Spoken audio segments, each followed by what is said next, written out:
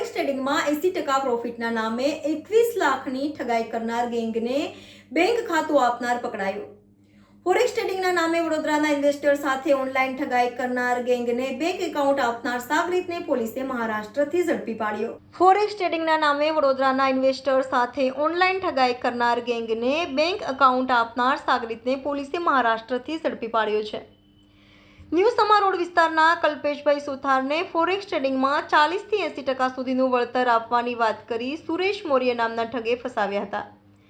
તેમણે લિંક મોકલ્યા બાદ એનીડેસ્ક એપ્લિકેશન ડાઉનલોડ કરાવી 21.71 લાખ રકમ મેળવી હતી અને સામે પ્રોફિટ 71 લાખ જેટલી રકમ પણ દેખાતી હતી, પરંતુ ઇન્વેસ્ટર આ રકમ ઉપાડી શકતા ન હતા. આ બનાવમાં વડોદરા સાયબર સેલના પીઆઈ બીએન પટેલ અને ટીમે અગાઉ 3 આરોપી પકડી પાડ્યા હતા. જ્યારે ઠગ ગેંગ માટે બેંક એકાઉન્ટ ખોલાવનાર ધોરણ 8 સુધી ભણેલા સાજિદ ખાન આસિફ ખાન પઠાણને નંદુરબાર ખાતેથી ઝડપી પાડવામાં આવ્યો છે. પ્રાથમિક તપાસમાં નંદુરબારમાં રહેતા યુવકે બેંક એકાઉન્ટ આપવા માટે ₹10,000 મળ્યા હોવાની કબૂલાત કરી છે. પોલીસે તપાસ કરતા તેના બેંક એકાઉન્ટમાં બીજા પણ ₹15 લાખના ટ્રાન્ઝેક્શન જોવા મળ્યા છે, જેથી તે દિશામાં તપાસ કરવામાં આવી રહી છે. Reporter Rahul Rajput, YNN news, Vadodara.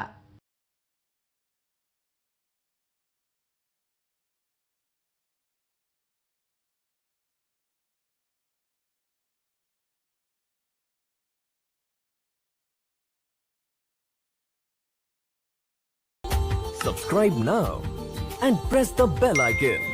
Never miss an update.